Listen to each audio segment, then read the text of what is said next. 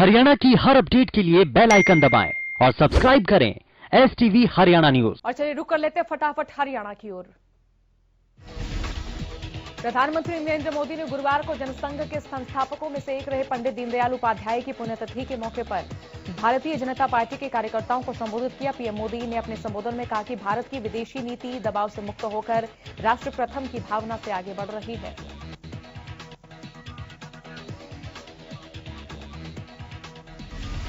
PM Modi ने कहा कि कुछ दिनों में 5 राज्यों में चुनाव है, हमें जनता के बीच जाना है। देश ने हमारी नीति और नीयत को देखा परखा है, उसी को लेकर हम आगे बढ़ेंगे। पीएम ने कहा कि पंडित दीनदयाल का जीवन प्रेरणादायी है।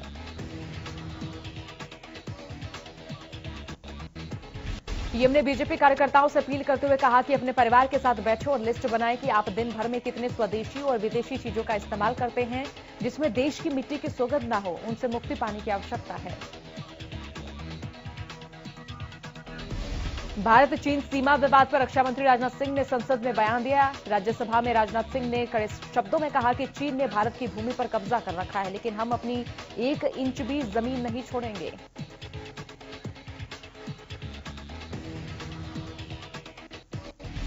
राजनाथ सिंह ने कहा कि सितंबर 2020 से भारत और चीन की सेनाओं और राजनीतिक स्तर पर बातचीत हो रही है। पेंगोंग लेक के साथ साउथ और नॉर्थ में समझौता हो गया, दोनों पक्ष वहां से अपनी सेना हटाएंगे।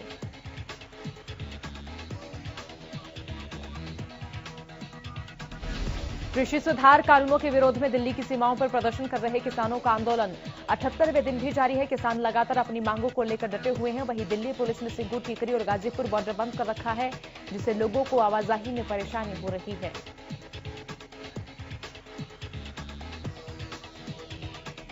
कृषि कानूनों के खिलाफ किसानों का आंदोलन 78वें दिन भी जारी। किसान आंदोलन को आगे बढ़ाने के लिए संयुक्त किसान मोर्चा ने आगे की रणनीति तैयार कर ली है। संयुक्त किसान मोर्चा ने कल से राजस्थान के सभी टोल प्लाजा फ्री कराने का ऐलान किया। इसके बाद 14 फरवरी को पुलवामा हमले के शहीद जवानों को बलिदान को याद करते हुए देश भर में कैंडल मार्च, मशाल जुलूस और अन्य कार्यक्रम आयोजित किए जाएंगे। किसान मोर्चा ने बताया कि 16 फरवरी को किसानों के मसीहा सर छोटू राम की जयंती के दिन देश भर में किसान एकजुटता दिखाएंगे।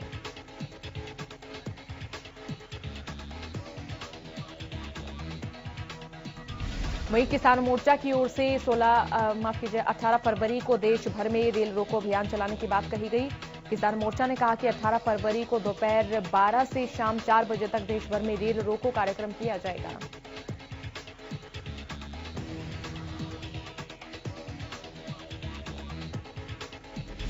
किसान नेता राकेश टिकैत की अपील के बाद एक बार फिर किसानों का आंदोलन पूरी मजबूती के साथ खड़ा है। आंदोलन में नई जान फूंकने वाले राकेश टिकैत इन दिनों काफी सुर्खियों में हैं।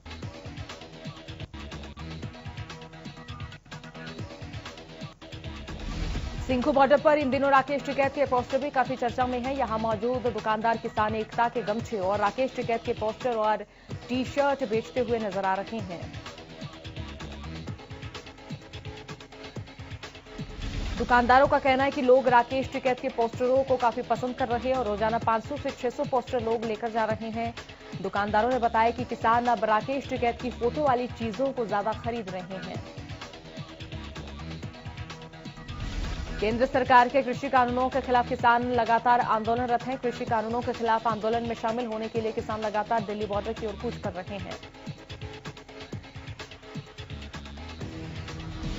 गुरुवार को भी सोनीपत के जटवाड़ा खाप 360 के बैनर तले बड़वासनी और सवालखा खाप के किसानों ने ट्रैक्टर यात्रा निकालकर कुंडली बॉर्डर की ओर कूच किया।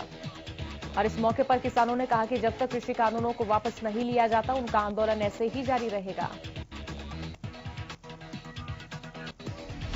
किसान नेता गुरनाम सिंह चडूनी बुधवार को हरियाणा पंजाब सीमा पर स्थित शंभू बॉर्डर पहुंचे। इस दौरान चडूनी ने प्रधानमंत्री नरेंद्र मोदी के आंदोलनजीवी वाले बयान पर पलटवार किया। चडूनी ने कहा कि अगर देश को आंदोलनजीवी आजाद न करवाते तो देश आजाद ही नहीं होता। टीकरी बॉर्डर पर किसानों का धरना 78 दिनों से जारी है। इसी बीच किसान संगठनों ने किसानों के स्वास्थ्य को देखते हुए टीकरी बॉर्डर पर अर्धनग्न होकर प्रदर्शन करने पर रोक लगा दी है।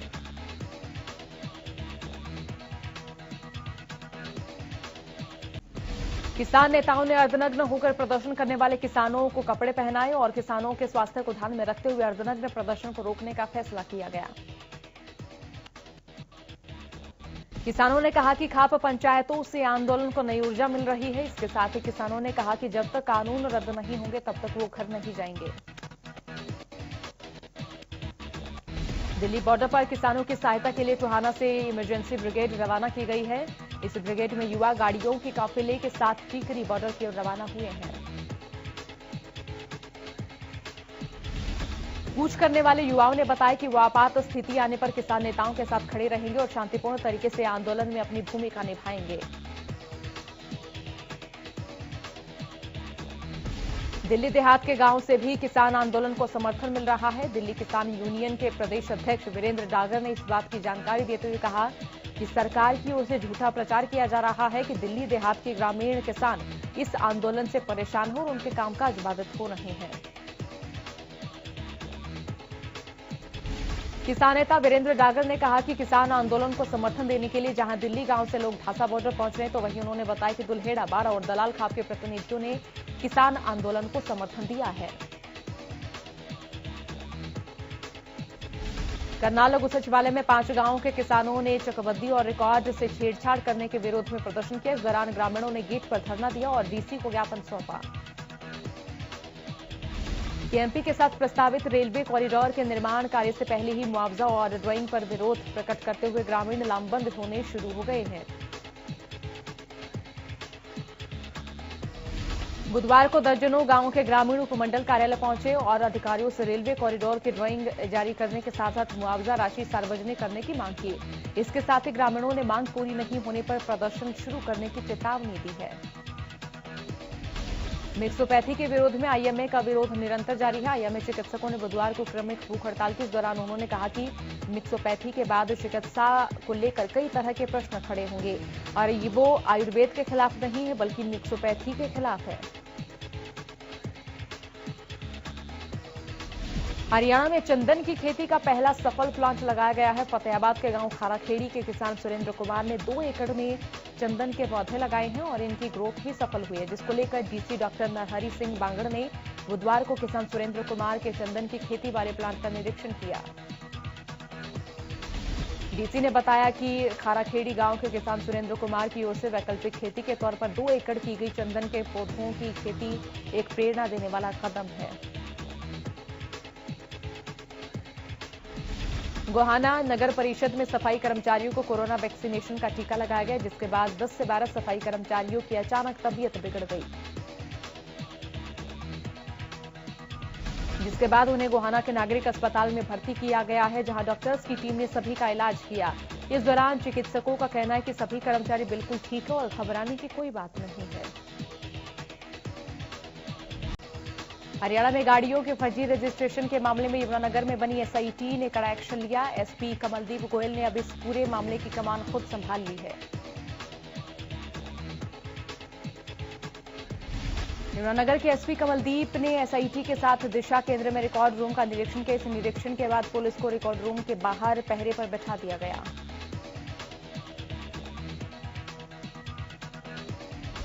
एसपी कमलदीप गोयल ने बताया कि इस मामले में एफआईआर पहले ही दर्ज हो चुकी है। पिछले 5 साल का रिकॉर्ड खंगाला जाएगा। ये सिर्फ 16 फाइल्स तक ही सीमित नहीं लगता, ये बहुत बड़ा मामला है। जांच में बड़े खुलासे होने की उम्मीद है।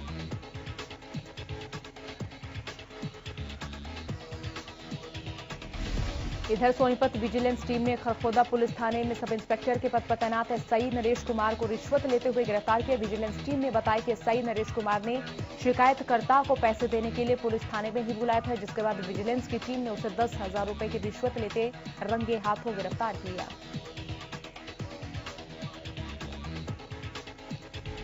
हालांकि आरोपी नरेश कुमार ने इसे अपने खिलाफ साजिश बताया। वही शिकायतकर्ता ने बताया कि पारिवारिक विवाद को सेटल करने के लिए उनसे रिश्वत की डिमांड कर रहा था, जिसके बाद उन्होंने इसकी शिकायत विजिलेंस टीम को दी। पुन्हाना के नवनियुक्त डीएसपी शमशेर सिंह ने कार्यभार संभालने के बाद प्रेस कॉन्फ्रेंस की। इस दौरान उन्होंने कहा कि पुन्हाना को जनता और पुलिस की सहायता से अपराध मुक्त बनाए जाने पर जोर दिया जा रहा है। इसके साथ ही अब लंबित पड़े मामलों को भी जल्द से जल्द निपटाया जाएगा। डीएसपी ने सभी थाना प्रभारियों के साथ बैठक कर अपराध पर लगाम लगाने के लिए उन्हें जरूरी दिशा निर्देश भी दिए।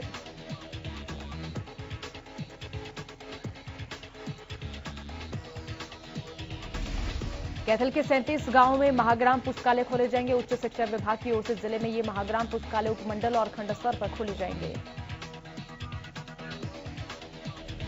जिले में 37 महाग्राम पुस्तकालयों के लिए करीब 1 करोड़ 11 लाख रुपए निर्धारित किए गए। इस बारे में जानकारी देते हुए जिला पुस्तकाध्यक्ष और नोडल अधिकारी श्याम सुंदर कौशिक ने बताया कि उपायुक्त सुजान सिंह से मिलकर काम को तेजी से पूरा किया जा रहा है।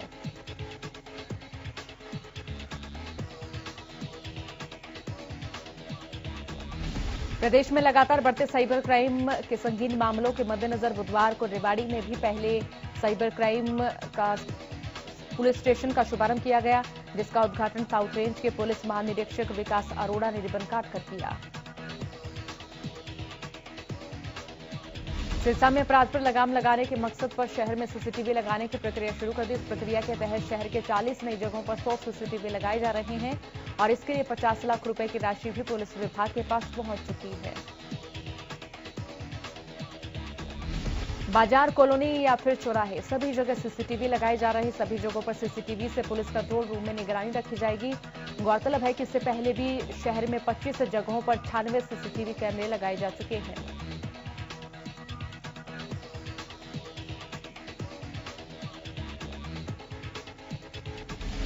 फरीदाबाद में नाबालिग रेप पीड़िता के पुलिस पीसीआर में बच्चों को जन्म देने का मामला सामने आया। दरअसल नाबालिग लड़की से मंदिर के पुजारी ने दुष्कर्म किया था। फिलहाल रेप आरोपी पुजारी जेल में बंद है। गोहाना में हत्या की घटनाओं का सिलसिला थम नहीं रहा। बुधवार देर शाम जींद रोड पर नई अनाज मंडी के पास खंदराई गांव के सरपंच के कार्यालय के सामने आड़ती की गोली मारकर हत्या कर दी। उसके साथी के हाथ में गोली लगने से वो घायल हो गया। घायल को बीपीएस महिला मेडिकल कॉलेज खानपुर कला में भर्ती कराया गया। घटना को अंजाम देने के बाद आरोपी फरार हो गए। हत्या के पीछे जमीनी विवाद बताया जा रहा है। सूचना पाकर मौके पर पहुंची पुलिस ने मामला दर्ज कर आरोपी की तलाश शुरू कर दी है। उत्तर भारत में मौसम का मिजाज रह रहकर बदल रहा है। गुरुवार को मौसम एक बार फिर बदला और रेवाड़ी में घना कोहरा छा गया, जिससे तापमान भी नीचे लुढ़क गया, जिसके कारण दोबारा कड़ाके की ठंड का एहसास हो रहा है। घने कोहरे के कारण वाहन चालकों को भी परेशानी का सामना करना पड़ा। विजिबिलिटी कम होने के कारण वाहनों की गति पर ब्रेक लगे। धुंध की वजह से वाहनों को लाइट जलाकर धीमी गति से चलाना पड़ा।